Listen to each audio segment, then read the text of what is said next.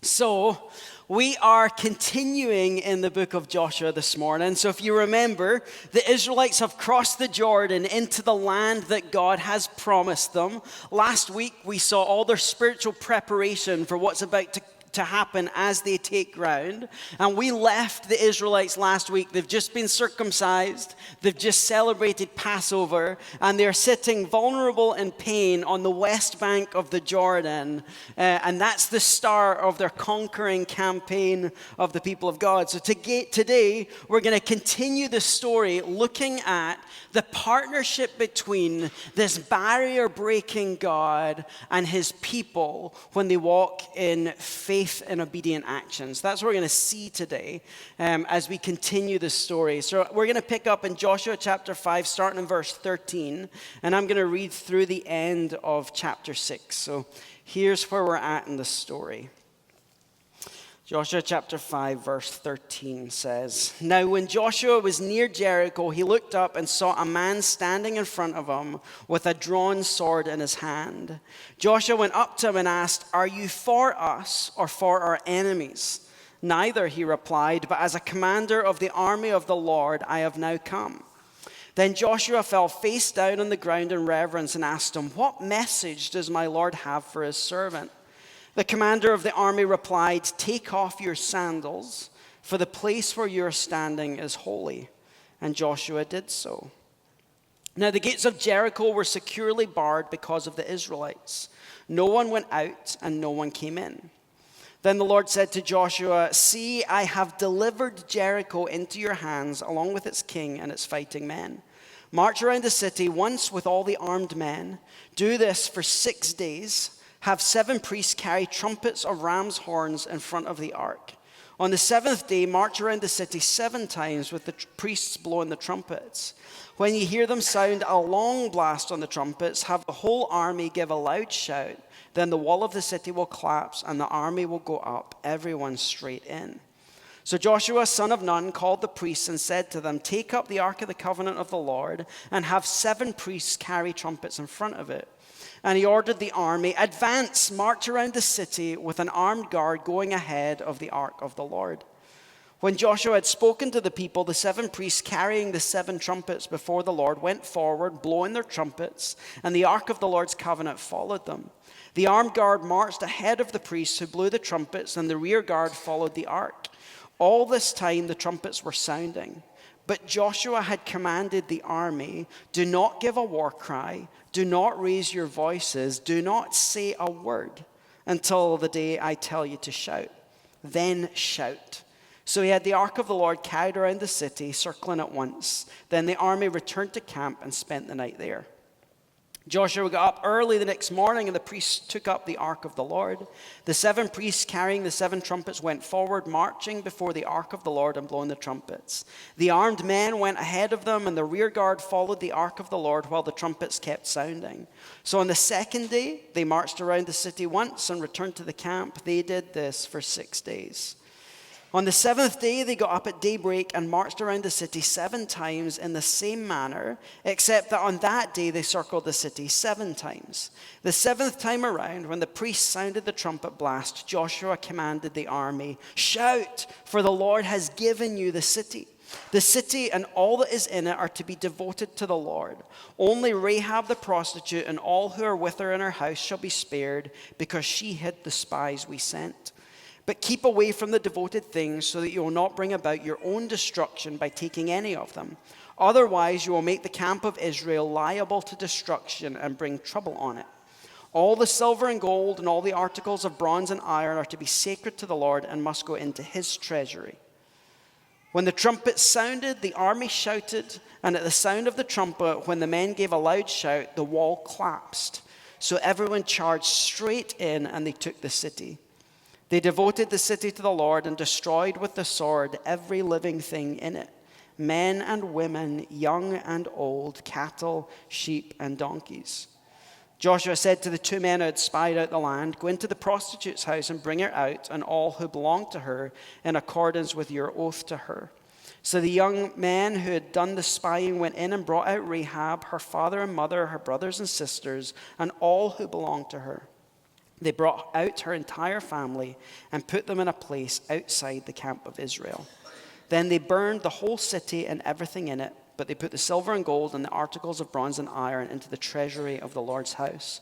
But Joshua spared Rahab the prostitute with her family and all who belonged to her because she hid the men. Joshua had sent as spies to Jericho, and she lives among the Israelites to this day. At that time, Joshua pronounced this solemn oath: "Cursed before the Lord is the one who undertakes to rebuild this city, Jericho. At the cost of his firstborn son, he will lay its foundations. At the cost of his youngest, he will set up his gates." So the Lord was with Joshua, and his fame spread throughout the land.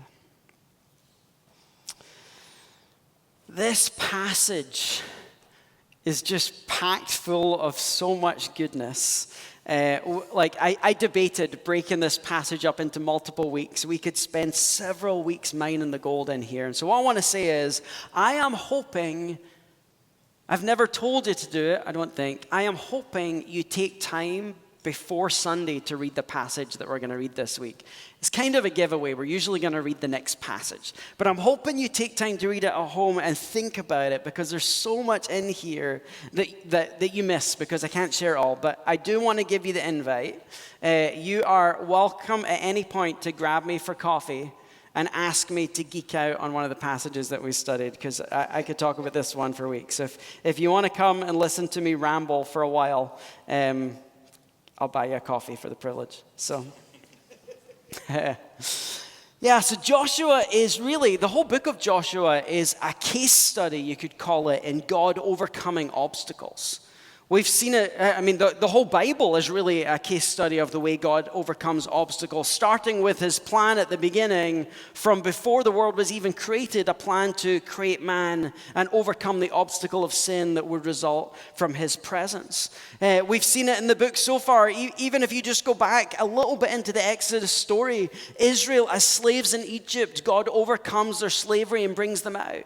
He overcomes Pharaoh with a bunch of plagues as Pharaoh tries to oppress and keep down the Israelite people. We saw it as God parted the Red Sea that Israel had a sea in front of them and an army behind them. God blew open the sea for them to move through. We've seen it as God dealt with the sin of the people by making them wander in the wilderness for 40 years until a generation was dead. We've seen it as they cross over the Jordan and into the promised land. We're going to see it again. It's a case study on the way that God overcomes obstacles, always through the obedient faith of his people. God is always overcoming obstacles as we express our faith through obedient action. One of the interesting things about this passage for me is quite often when we tell the story of Jericho, if you grew up around the church, you know that Joshua fought the Battle of Jericho, you know the little songs that go with it. But what happens often with this story is we focus on chapter 6 and we ignore the part at the end of chapter 5 that is actually setting up the story and has some of the best meat in it. So there are a few things that I want to look at this morning. I'm going to try and do this quickly. 4 pertinent principles in this passage that challenge us as we seek to be people who walk in obedient faith in partnership with a barrier-breaking God. So this will challenge you to greater obedient faith as you trust the God who breaks all barriers. So the first principle is an easy one to gloss over in the passage. I think if you're talking about Jericho, most people would just fly past this one. But I felt like we had to stop here, particularly right now. It feels especially pertinent with an election coming toward the end of the year. So here's principle number 1 from the passage. Beware of assigning sides to God. Beware of assigning sides. The passage says Joshua was near Jericho. He looks up and sees a man standing in front of him with a drawn sword in his hand. So Joshua goes up to him and says, "Are you for us or are you for our enemies?" And this person tells him, "Neither. I'm the commander of the Lord's army, and I have come." So I want you to consider for a moment the ridiculousness of this moment. We know from the Bible so far, Israel are God's chosen people. The Bible is very clear. He has chosen them. He has called them. He's given them the law. He's given them leaders. We know at this point in the story that Joshua is God's chosen leader for Israel. Moses was leading the people. Moses was told he's not allowed to lead them into the promised land. Joshua is the person. So we've got God's chosen people, clearly, with God's chosen leader, clearly. They're on the west side of the Jordan. They've just crossed into the land of Canaan, which we know has been promised to Israel. Like, this is God's promise to them. You will take this land, sure fact.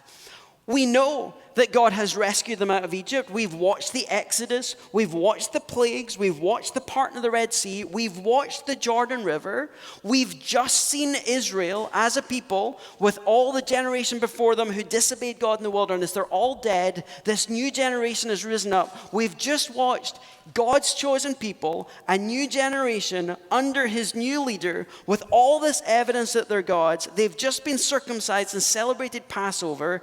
Their way of reaffirming the covenant and saying, we are your chosen people. You are our God. We will do the things that you've told us. If God's messenger is for one side or the other, what side do you think he's going to be on? Right? God's people with God's leader who have been proven time and time again that they're doing the things that God wants them to do. God is saving them, rescuing them. They're reaffirming the covenant. If God was ever going to be with a group of people, it's that group of people. So Joshua sees this man with a sword. We've seen a guy like this before in Scripture, Balaam, as he's making his way to do something he's not supposed to. This man with a sword appears in front of him, trying to stop him on the way. He has a confrontation. This was someone coming against someone that God wasn't happy with. So Joshua might be a little nervous knowing that story.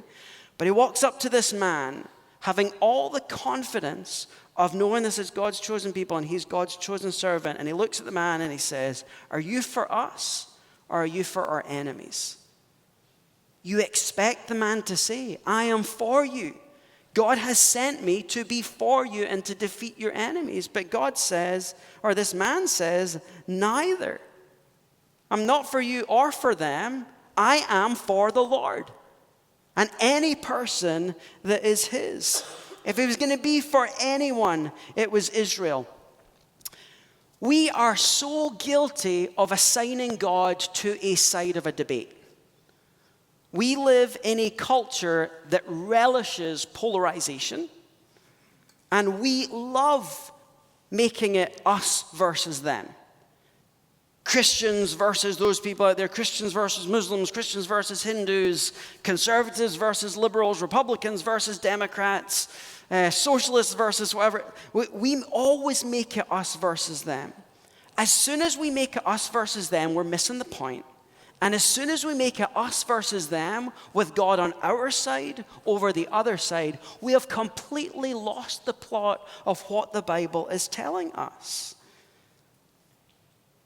His answer was, or the question, are you for us or for them?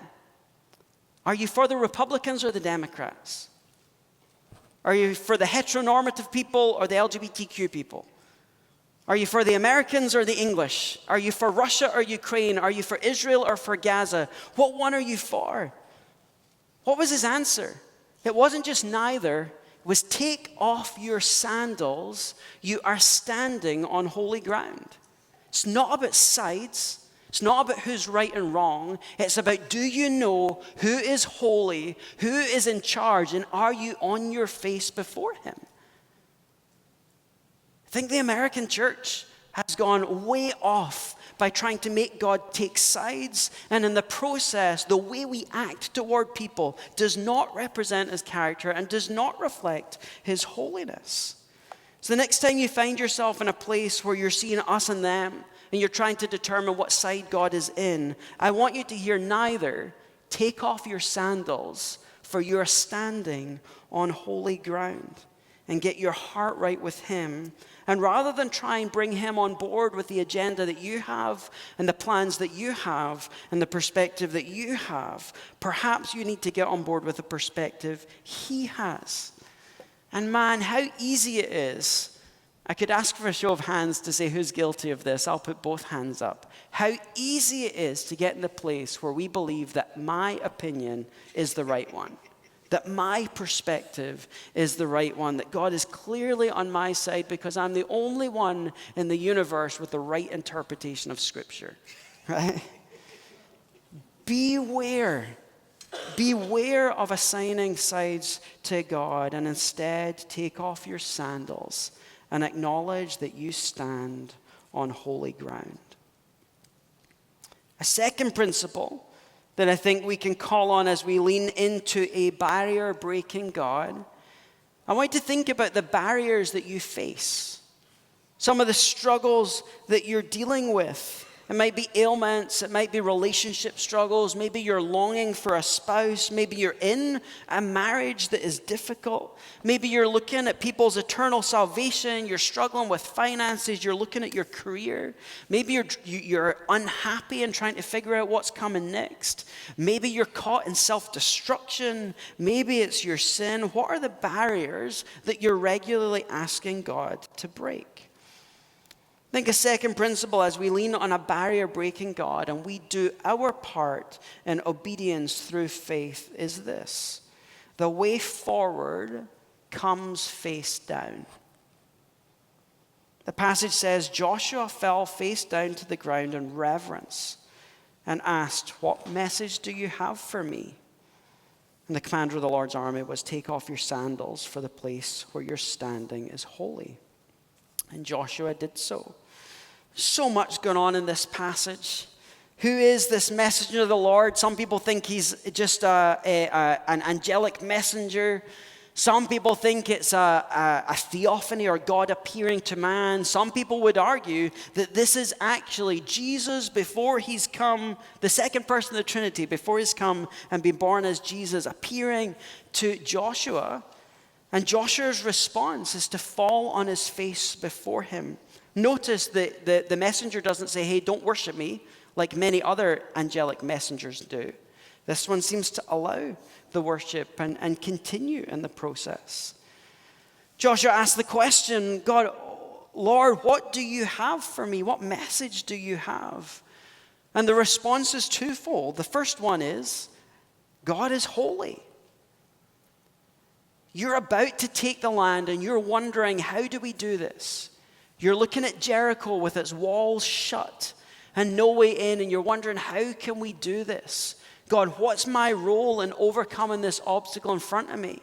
The messenger says, God's already there. The land's already holy.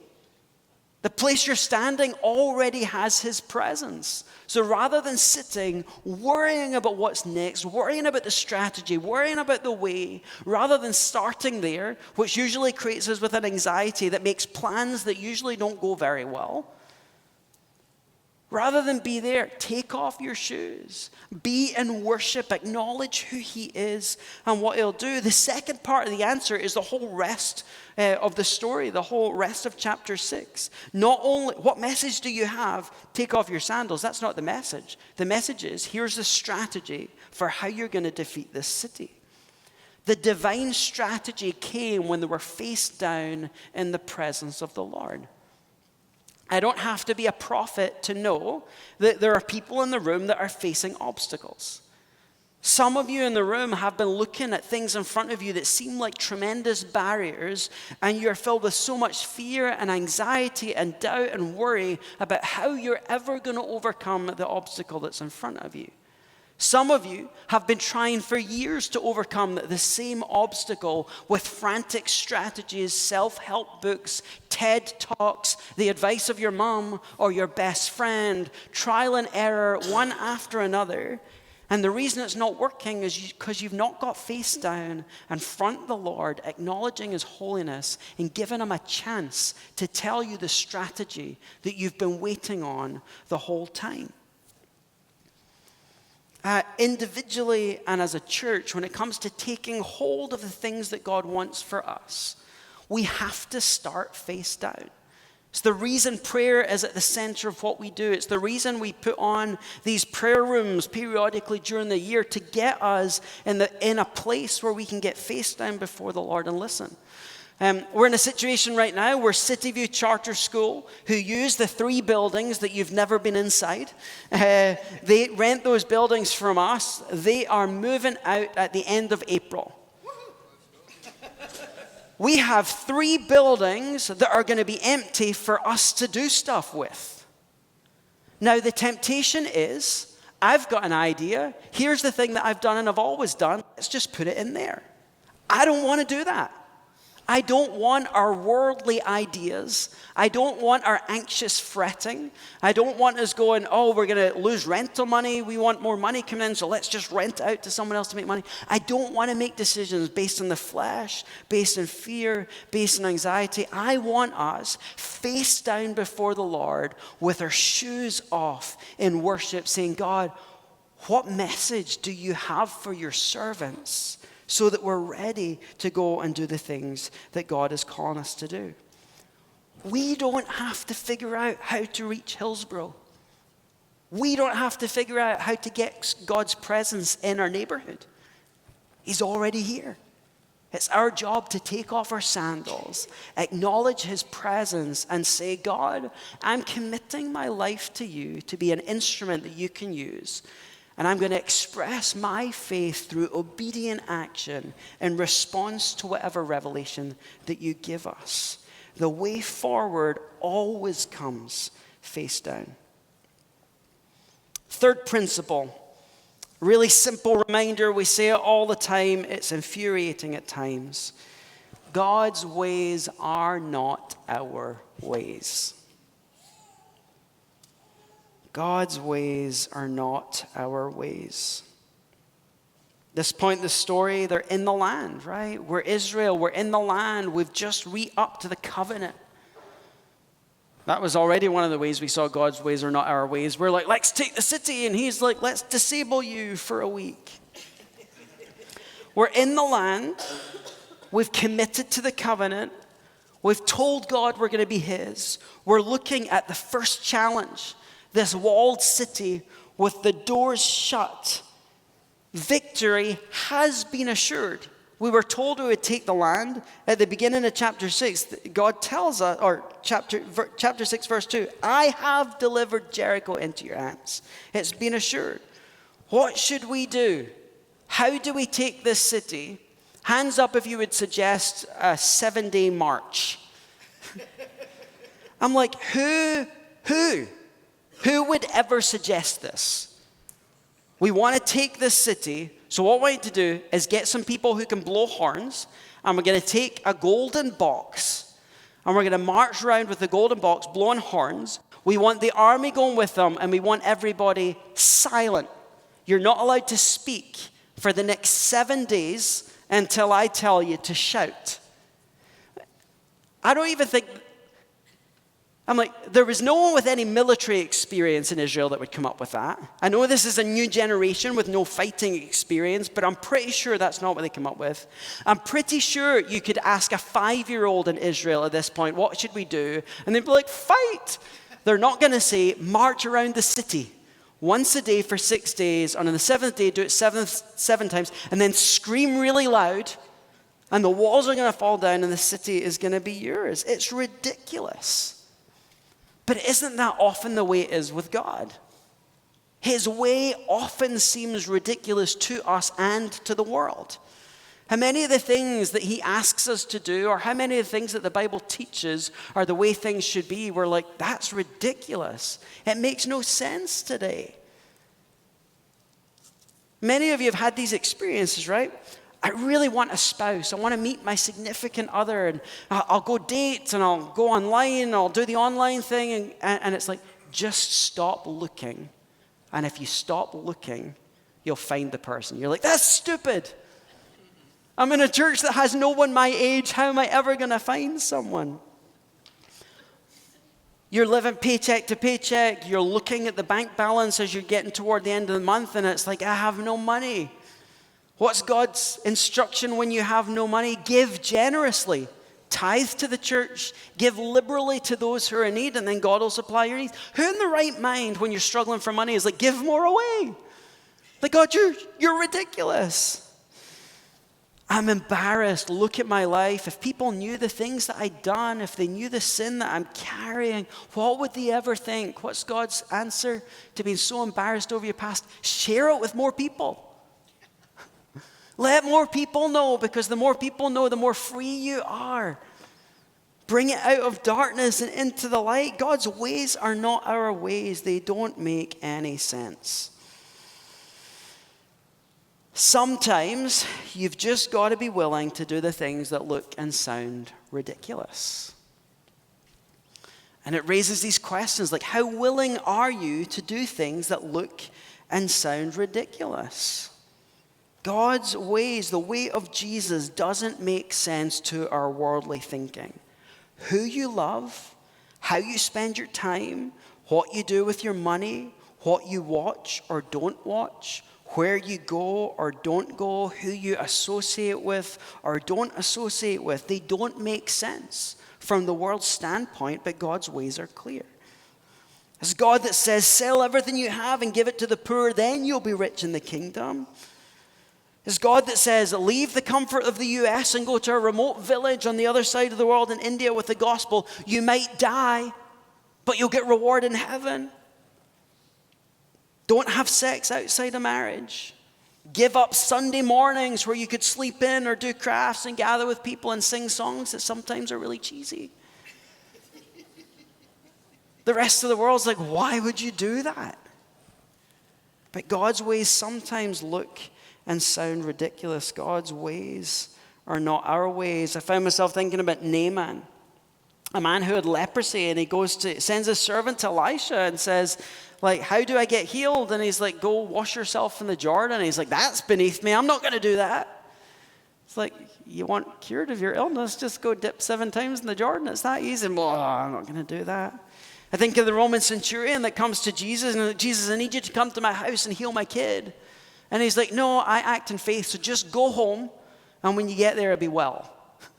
How many of you, if you took your sick kid to the hospital and the doctor's like, yeah, this is life-threatening, just go home, and by the time you're home, it'll be sorted? You're like, we wouldn't do it. It's ridiculous. But so often, the reason we're not experiencing the things that God has promised us is that we're not willing to look ridiculous doing the things that God has clearly asked us to do. Final principle of the morning is this. I've stolen this from another pastor, and I loved it. Don't stop at 6.